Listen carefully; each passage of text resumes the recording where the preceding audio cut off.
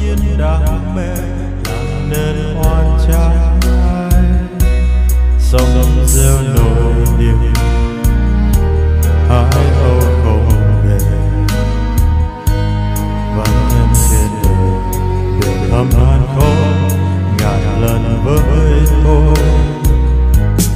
Cùng tôi biển chết,